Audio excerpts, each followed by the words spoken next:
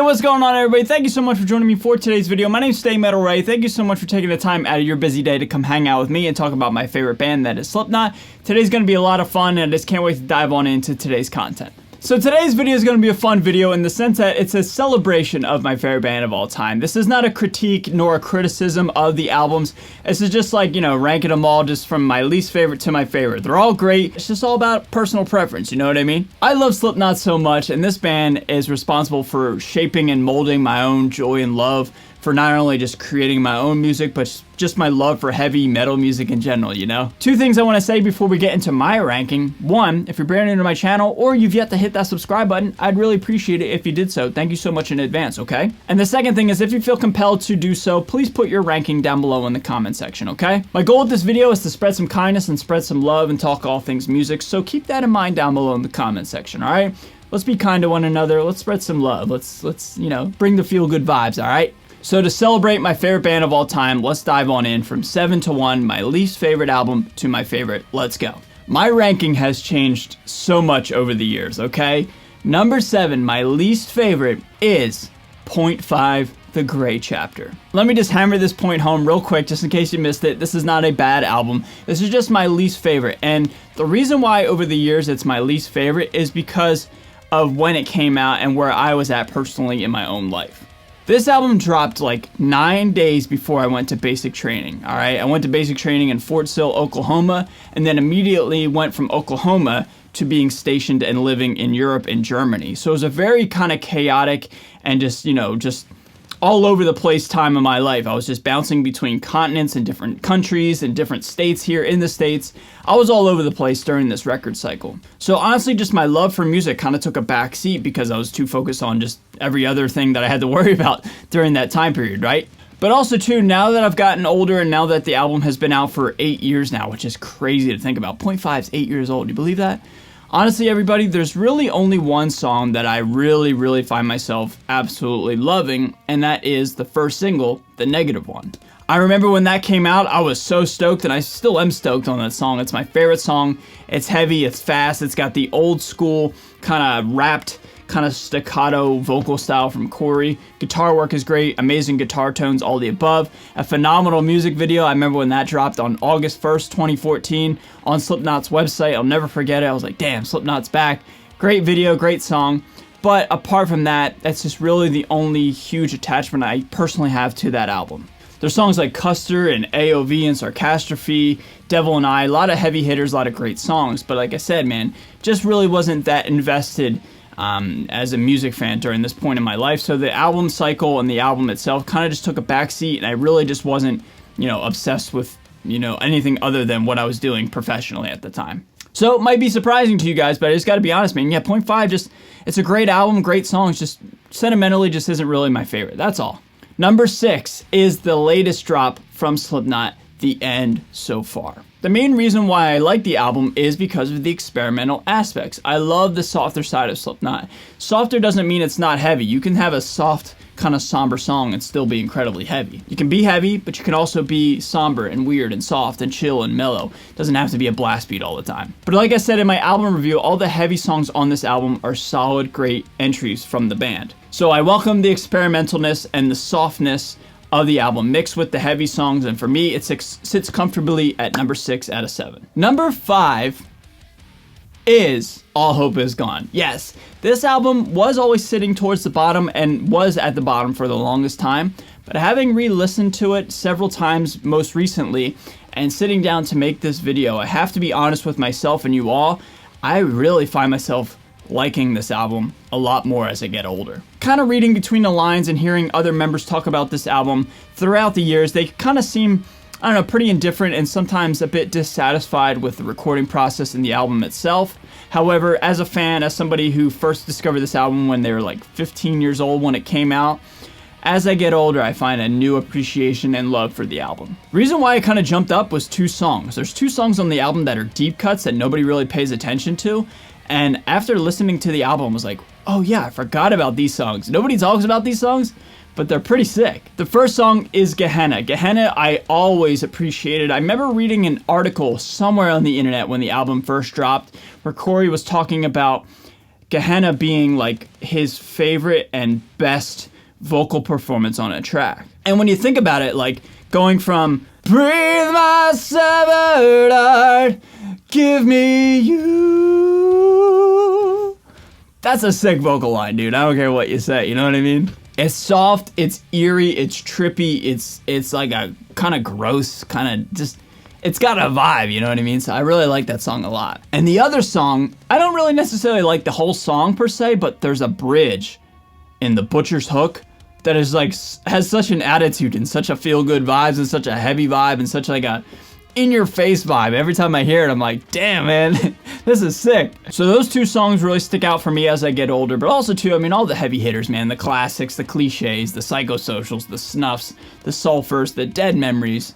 They're great songs, man. They really are. There's a few songs in there that really don't get too much love from the fans, and, you know, I could kind of see that, like Wherein Lies Continue, This Cold Black, Gematria, The Killing Name. I think it's an underrated guitar song, phenomenal guitar song. All Hope Is Gone, another great guitar song, another great instrumental song. So overall, just a solid album, but for some reason, this one is most likely everybody's least favorite, at least from the general consensus that I've, you know, been exposed to, I guess. But yeah, dude, I got it sitting up, not at number 7. I got it bumped up 2 spots to number 5. Number 4, We Are Not Your Kind. This is my favorite album after the unfortunate passing of Paul Gray and the departure from Joey Jordison. In my opinion, there's 2 distinct eras of the band. It's like from the infancy to 2010, I guess we'll say, and then from 2014 to present day. There's 2 distinct chapters and/or eras, in my opinion. And I think We Are Not Your Kind is definitely my favorite era and my favorite album of the second wind of the band's career. Before we talk about the music, I want to talk about the aesthetic. Something that I haven't touched on. I really love the aesthetic of We Are Not Your Kind as a whole, as a record cycle. The presentation of the band live was something really crazy. I really welcomed the huge, bright LED, just in-your-face, vibrant aesthetic that We Are Not Your Kind brought to the table. In comparison to the .5 era, where they had the big giant devil head on the stage and a lot of black, a lot of red, kind of like a very somber type of mood and vibe in terms of presentation. In 2019, when they debuted on Jimmy Kimmel and then the subsequent record cycle, I really loved all the different colors that they were using and the LED lights that they were using on stage. And they've kind of kept that theme going up until present day.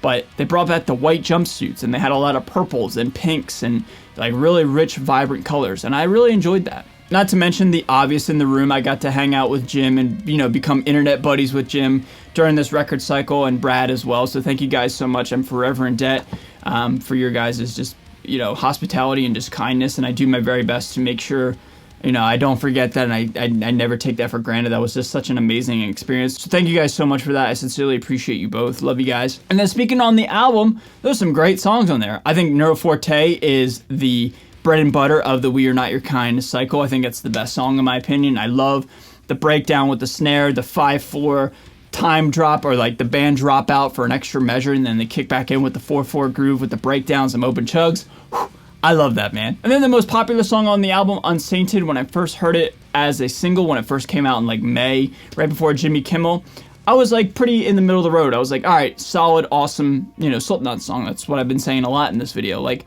very what you would expect from Slipknot. But it wasn't until when I saw them live in Camden the same day I got to hang out with Jim that I actually, like, I understood that song and I got that song. That song's a masterpiece. That song's badass. And when they played it live, it hit me like a ton of bricks right in the chest. And I was just like, all right, I get it now. So it was like, I found a new appreciation for Unsainted once I saw it live. It was just like so powerful and so amazing. Yeah, it was really great. And then I'm going to kind of cheat here at the same time, right before We Are Not Your Kind on Halloween 2018. You guys remember this? All Out Life dropped. And I'm going to kind of, like I said, I'm going to kind of cheat. I'm going to lump it into We Are Not Your Kind, because it kind of, you know, technically is the We Are Not Your Kind cycle.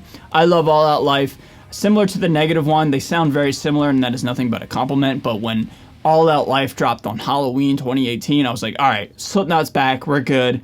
And then they followed it up with what I think is a beautiful album as well. So, speaking a lot on We Are Not Your Kind, I want to wrap it up right here. I love it, man. I love Solway Firth, Birth of the Cruel, Spiders, I love so much. Spiders is a really underrated 6 song. Yeah, this is a really great album cycle as a whole. I think Slipknot was firing on all cylinders during this era. Really great album. Number 4, We Are Not Your Kind. I'm about to shock you guys. You ready for this?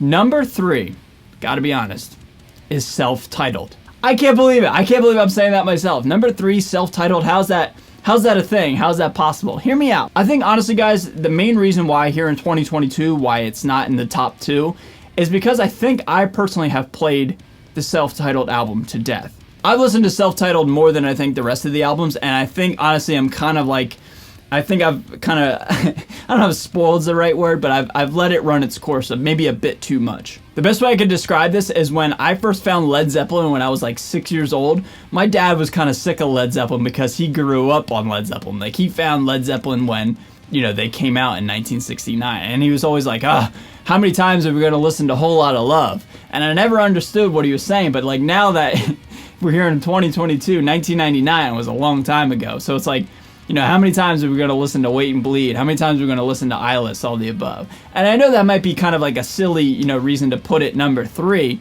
but I'm just being honest, man. It's just like, I've listened to it so much, and I love the album so much, but I think I may have kind of just like let it run its course a bit too much as a fan. I mean, to be fair, the album is nothing but a greatest hits. Sick, Eyeless, Wait and Bleed, Surfacing, Spit It Out. That's how the album starts, you know what I mean? Like, that's great for any release. Like, that's the first 5 tracks. But then we also have some of the deeper tracks that I absolutely love, like Me Inside, Prosthetics, No Life. I love Self-Titled, man. It's just an amazing album, like top to bottom. A beautiful album, one of the best metal albums of all time. Can't argue that, can't deny that. But like I said, right now in this very moment, as a fan, as somebody whose opinions and tastes are always changing, I have to put it at number 3. I think it's an amazing album. I'll say it for the millionth and 1th time. It's an amazing album, but a combination of me maybe playing it to death for my own personal enjoyment. I don't know, man. Just apart from everything that I've just said, it's just a masterpiece of an album. One of the best albums of all time. One of the best metal albums of all time. Probably top 10 best metal albums of all time. That's a bold statement, but I'm making it. Anyway, man, I don't have to defend Self-Titled. I love it. And when you put it up against the other 2 that are on this list, it's like, dude, the bronze ain't so bad. 3rd place is a great spot to put this album, in my opinion. So Self-Titled is number 3. Process of elimination, you guys know what the next 2 are going to be. But you'll be surprised, I think. Well, probably not. But anyway, number 2, Volume 3. I know, I can't believe I'm putting Volume 3 as the runner-up over Self-Titled, but hear me out. This past week, I listened to Volume 3 several times, a whole bunch of times, like 3 or 4 times, back to back to back, throughout the duration of, I don't know, like 3 or 4 days. And I found myself really appreciating the direction the band went and the songs themselves. Let's get the obvious out of the way and talk about the heavy hitters on the album. I think Volume 3 has the best singles that they've put out of any of the albums. I mean, Duality and Before I Forget are just some of the most iconic metal songs of all time. They really are. Unbelievable song structure, unbelievable songwriting, unbelievable hooks. Just a perfect amalgamation of just everything just coming together for just some of the best just anthems of all time. Not to mention, we also have a ton of fan favorites as well, like Vermilion. Vermilion's a masterpiece. We'll get to that. The Blister Exists, The Pulse of the Maggots, all the above, man. Just so many staples and so many just like amazing anthem songs. These songs are the best songs to like see live, in my opinion. They're the most powerful. So I totally understand kind of like where the band was going in this album and this direction and this record cycle. It's just seemed like they were just trying to write just songs that were like transcending. I don't know. I don't even know how to describe it. Like their songs are just beyond. They're just like, I don't even know how to describe it. They're like written in such a way where they're like timeless musical anthems. That's the best way I could describe it. And I hope I didn't lose anybody there, and I hope that makes sense. But now, let's talk about the deep cuts on the album. This is the reason why Volume 3 is number 2 for me here in 2022. Circle. One of the most amazing songs of all time. A beautiful masterpiece of a song. It's not heavy. There's barely any drums in it. But it's just so good, dude. Like, it is such an incredible song. It's probably in my top 10 favorite Slipknot songs of all time. I love Circle. I love The Nameless. It's half heavy, half sad and somber and kind of creepy and, you know, a borderline love song, but I just love it, dude. I love Vermilion. I think Vermilion is Mick Thompson's masterpiece. It has a nice, like, crescendo, and it tells a story. It has peaks and valleys, and it just builds up to this amazing, like, outro verse or verse 3, and then it takes the song in such a like, crescendo and just when it ends, it just hits home like nobody's business. That's the best way I could describe it. It's just such a powerful, amazing, beautiful song, and that solo is just like, I think Mick Thompson's like best work, especially as a lead player. I could keep going on and on, man. What about 3-0? I love 3-0. I love listening to 9.0 live and listening to 3-0 live. It's just such a powerful song. Like those chants with Chris and Sean going back, back and forth of goodbye, goodbye. Like, so sick, dude. It's such a powerful song. So everybody, I hope I made my case. I love Volume 3 so much. I think the album itself has amazing song structure, has amazing writing capabilities, and such a positive message, and such a we won't die message. I love it so much. So that's why Volume 3 is sitting comfortably at number 2. But I gotta do the cliche, and I have to be honest with myself and you. Number 1, my favorite album of all time by Slipknot, my favorite band of all time, is of course Iowa. What could be said about Iowa that hasn't already been said? It just doesn't stop. It just doesn't let up. Every single song, even the songs that nobody knows, are just like unbelievable. I mean, songs like I'm Hated, Metabolic, what's another one? New Abortion. Like all these songs that like nobody even really pays attention to. They're just like insane, dude. They're just so good. But then obviously they have some of the best songs that they've ever written on Iowa, the heaviest songs that they've ever written on Iowa. And they're still in the set to this day, and people still love them to this day. I mean, obviously you got like My Plague, Left Behind, Disaster Piece, and the almighty opener, People Equal, my favorite song of all time. I will never forget it. When I first heard this song, I literally freaked out. It's the only time really ever when I heard a song and I like I couldn't help myself. As a little kid, I was like headbanging and like moshing to Nothing with Nobody in my front yard, just a little north of Philadelphia, in like the cold winter of like 2001 or something like that, like way long ago, man. I remember first hearing this song and just freaking out, and I couldn't tell if I was terrified or if I was like empowered, and it was a little bit of both. And honestly, those feelings are kind of still in here to this day, where like it is such a heavy, crazy, insane song, but like it makes me just like nuts, and I love it, dude. So like I said, what could I really say about Iowa that hasn't already been, said to death? It's just unbelievable, dude, like just unbelievable. Such an amazing album, such an amazing, piece of history, such an amazing time period for the band. Amazing. I say amazing, but it was also a really terrible time for the band. But, I'm glad that they were able to spin their negativity and create one of the best pieces of art I've ever, experienced in my life, So everybody, I gotta put Iowa at number 1. Cliche, hardy hard, yeah, way to go, Ray. Way to think outside the box. But I just gotta be honest, man. There's no shame in putting Iowa at number 1. It's kind of a reason why most people would put it at number 1. I love it so much, dude. It's such an amazing album, and it just, God, it's timeless, All right, everybody, so that's my ranking from 7 to 1. I hope I didn't talk your ear off, but I hope I, explained myself, and I hope you guys had just a fun time listening to me talk about my favorite band, the band that is arguably most responsible for my own creative vision, my own influence, you know what I mean? I love sharing my passions about my favorite band, kind of like how, like, our Guitar Heroes sort of did the same thing. Like, Dimebag Darrell praised Kiss, John 5 praised Kiss and Van Halen, you know what I mean? So I certainly... I look up to Dime and John 5, so like all I'm trying to say is like in terms of like a comparison, I love sharing my own passions with my own favorite band myself and sharing it with you, and that's probably most likely why you clicked on this video, Alright everybody, before we go, I just want to say 2 things. 1, if you want to subscribe, I'd really appreciate it. Thanks so much for joining me for this video, and I hope you continue to stick around on my channel, okay? Second off, put your list down below in the comments section, and if you want to explain why, I'd love to read up on it, and we can talk all things Slipknot, okay? So everybody, I hope you enjoyed this celebration video. I hope you enjoyed, just sharing my passions with me. I'm going to get out of here. Stay safe, stay healthy, and stay metal. I'll see you guys next time. Later.